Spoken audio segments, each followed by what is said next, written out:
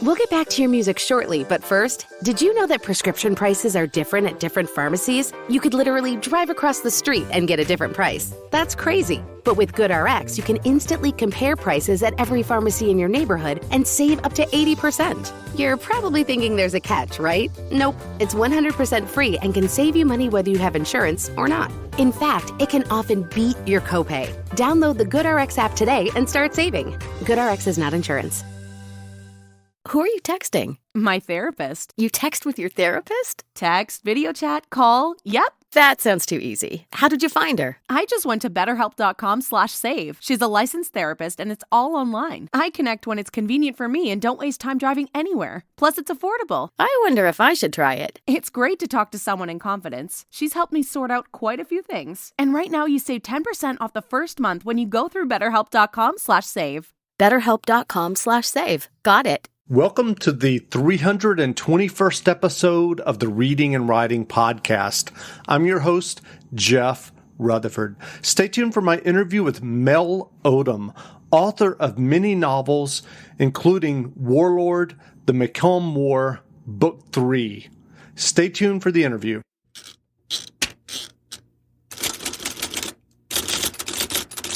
Back to the Reading and Writing Podcast. My guest today is Mel Odom. Odom is the author of many novels, both original novels as well as numerous media tie-in novels.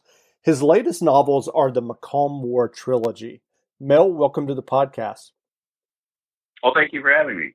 Well, if someone listening hasn't heard about your new trilogy, the Macomb War, how would you describe the books in the trilogy? I don't know. It was something kind of different for me. I've done military books before, and this was just, I don't know, I wanted to have a guy who'd been out of the war, wanted to get back into it, found a way to get back into it, but it was probably the worst place to be at first because there was no action, nothing was going on that he could get into. And then the wheels come off and everything bad happens. And so do you remember the original idea that led you to write the trilogy? My agent and I were talking about stuff that I could potentially do, and he suggested how, military science fiction is really, really big. And I'd read Old Man's War, I'd read The Forever War by Joe Haldeman way back in the day, and I really liked the idea, so I came up with this idea about a sergeant on a backwater planet who was not prepared for the war to come to him, and neither were the men and people around him. So I went from there, and that's how it started, and so I talked about it. I've got my son Chandler is actually the one who named the world, because he's good with coming up with names and stuff.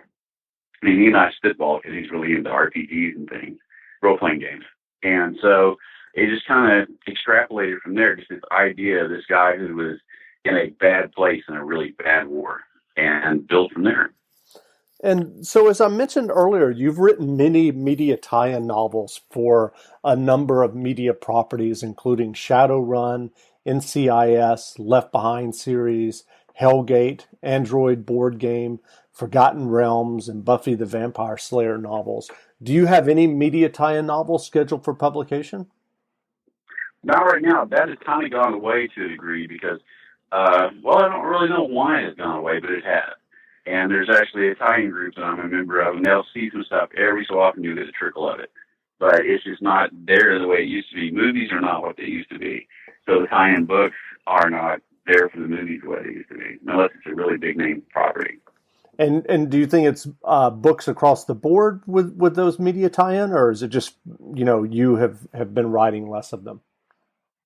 I think it's been a shift in the whole publishing industry because publishing, ever since ebooks came out, they've taken a hit on a lot of things. So they're trying to stay with authors that have audiences already built in and stuff. And you don't have an audience built in completely with a tie-in novel, unless you got something like Shadowrun. I do have a Shadowrun book that I'll be doing later this year, now that I think about it. I always get nervous on these things. But I've got one coming out later this year and with Catalyst Labs. So I am doing some of that. And some of the world stuff is still open, but not directly to the television shows, the movies, and things like that. So there's still some Warhammer 40K is still out there. There's a lot of things like that that is world stuff. The things I really miss are some of the Forgotten Realms stuff. I really enjoyed playing in that world, and they discontinued novels. And I'm not quite sure why they did that. So but I know the shift to the ebook properties has been a big deal. And so what are your earliest memories of reading and books? The earliest memories I have, I was the oldest of 5 boys. And my mom, I was always a wanderer. As soon as she wasn't looking, I would go off somewhere.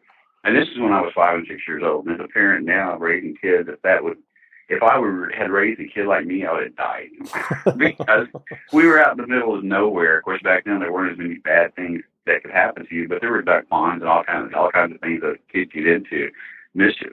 And my mom, since my dad was working all the time, usually had a baby in arms when I was 5 years old.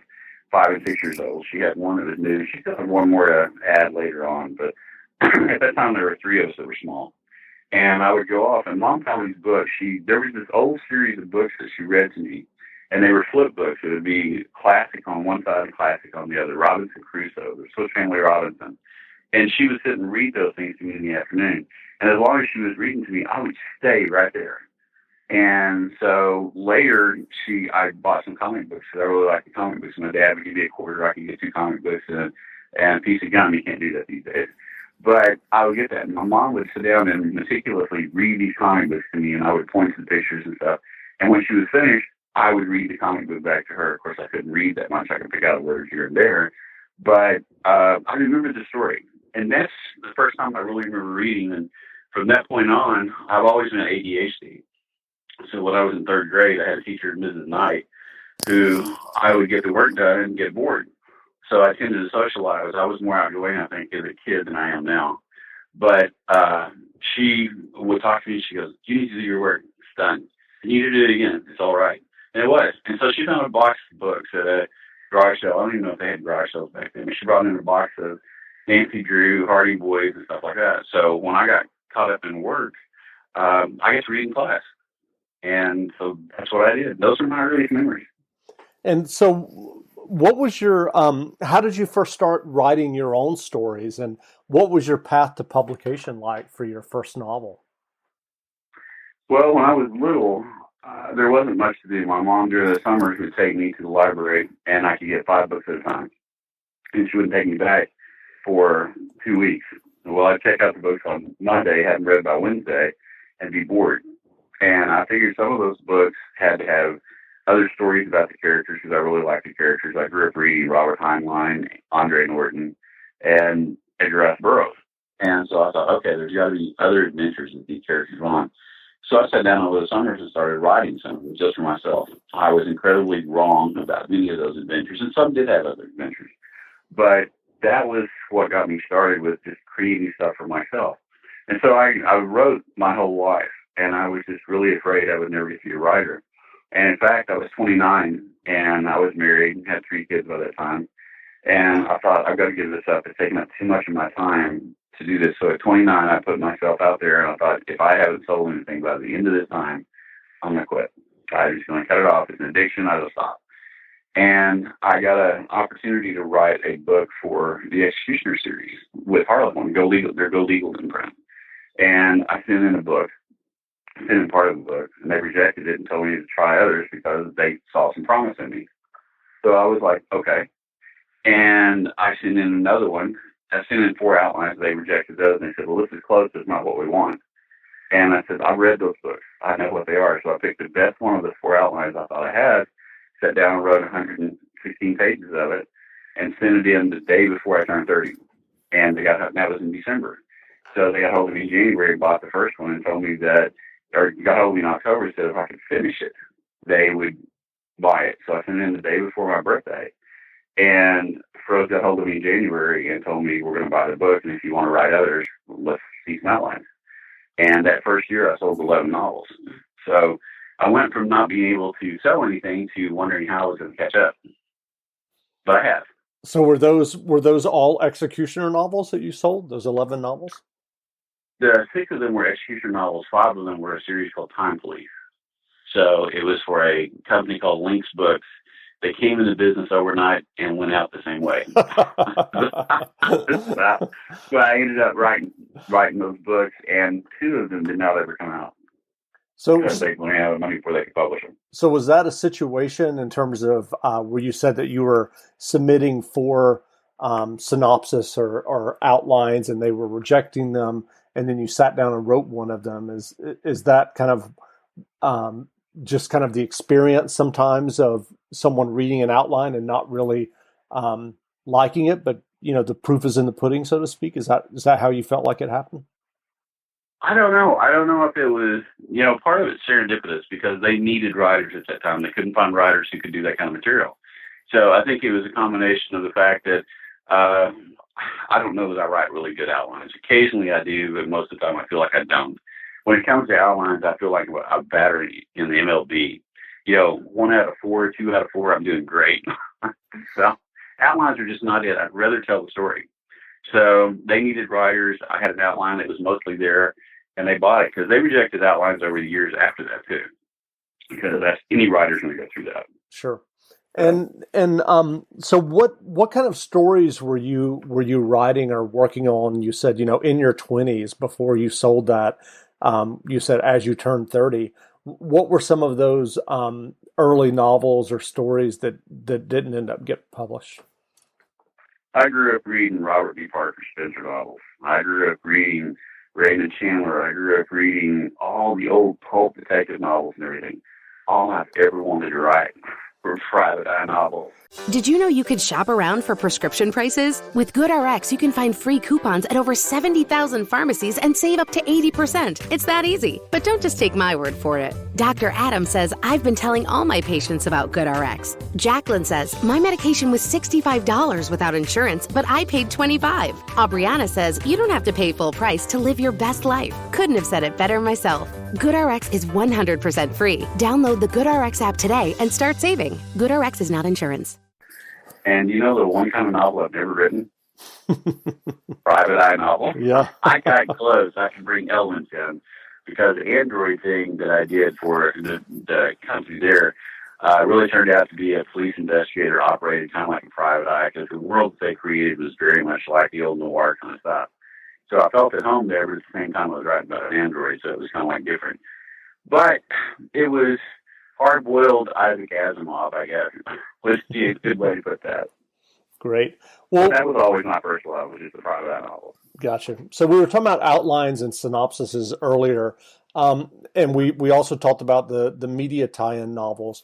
Can you kind of go through what the process was for you when you were writing a lot of those media tie-in novels? Would they call you up and give you kind of the outline of a novel they wanted you to write, or would they tell you, here are some ideas that we have? What was that process like? The very first tie-in novel I did was for a show called, oh my God, what was the show called? Secret World of Alex Mack. I told you I get nervous on these things. Yeah. Because I can't see your face. I can't see the audience's face on lot. But anyway, the Secret World of Alex Mack. My daughter was in 6th grade at that time, and she loved watching that show. And so she come get me. She goes, Dad, I know you like superheroes. Come watch the show. And so I went in there, and Alex Mack had these weird powers and stuff like that. I started noticing the books on the shelves.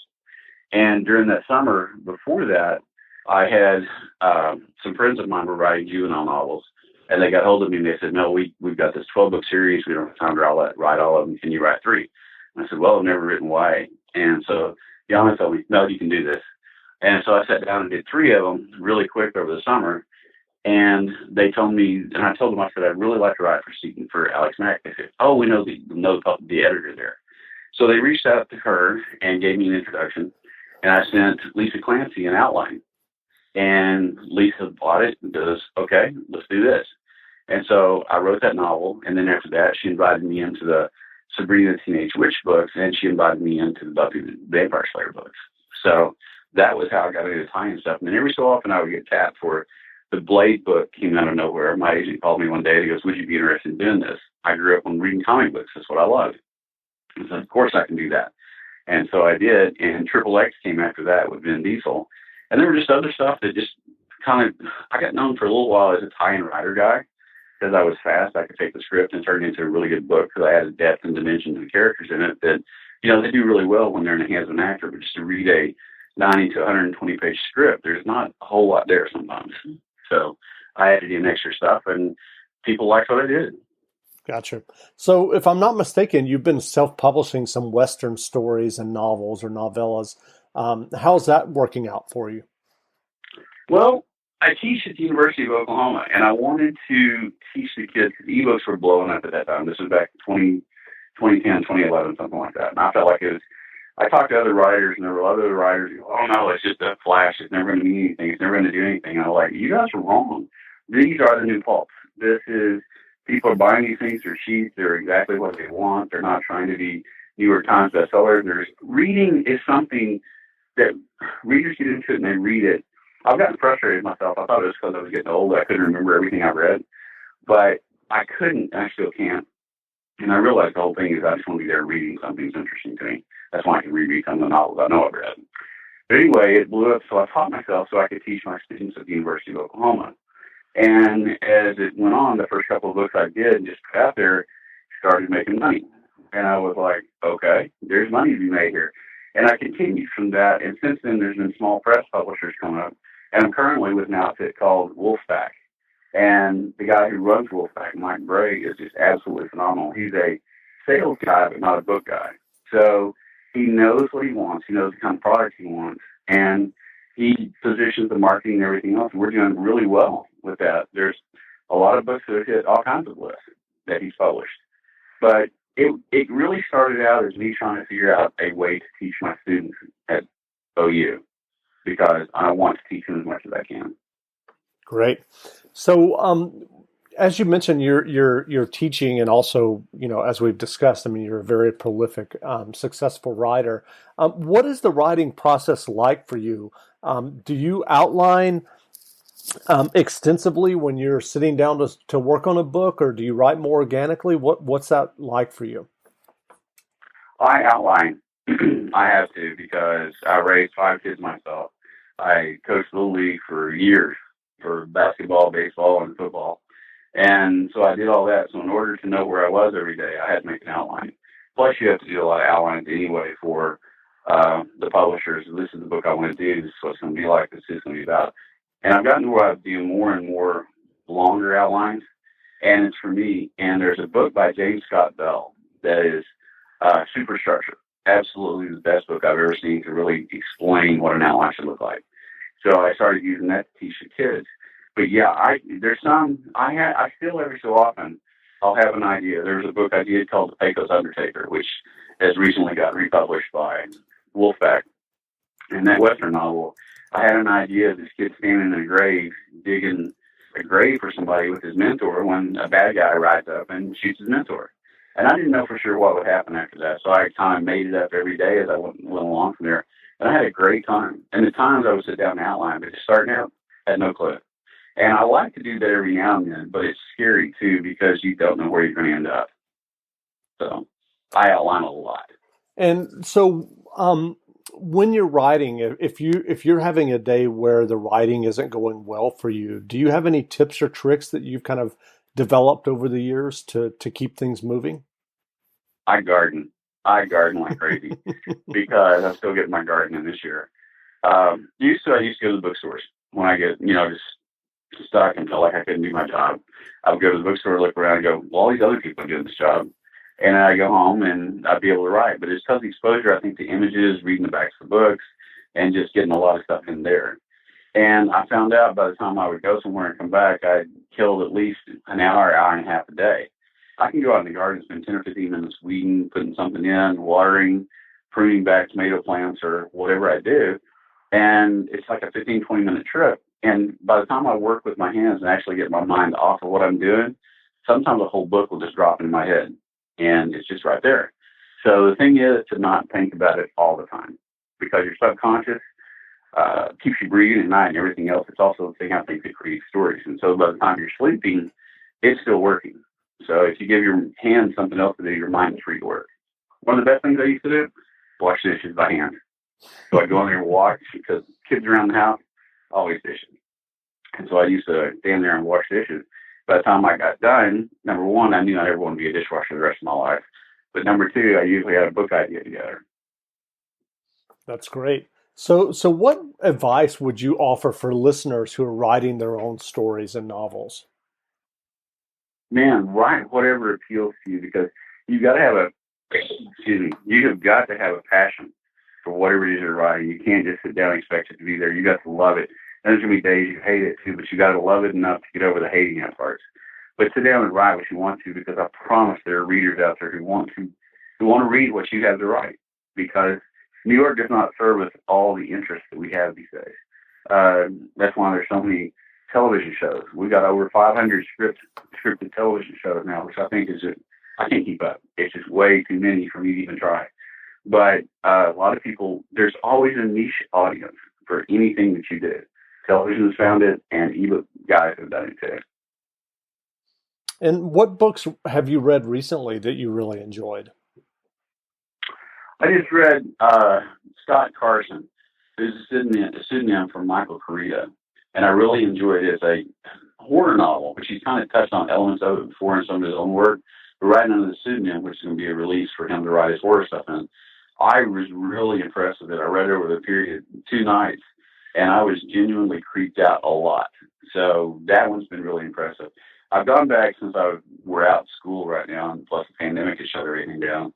I've been able to read a couple of old novels. I've read a couple of Doc Savage books. I've read some old science fiction that really didn't stand up, but man, at the time I thought they were great. So I'm kind of revisiting my roots and looking around for new things to read. But I'd really recommend the Scott Carson book, The Chill. Great. And what are you working on now? I am currently working on a new Western novel for Wolfpack. It's a series I'm doing under the A.W. Hart. I'm one of the writers on that team, called Gunslinger. So I'm doing a new book on that. Great. And I've got another one projected to do after that, and a couple other things to do.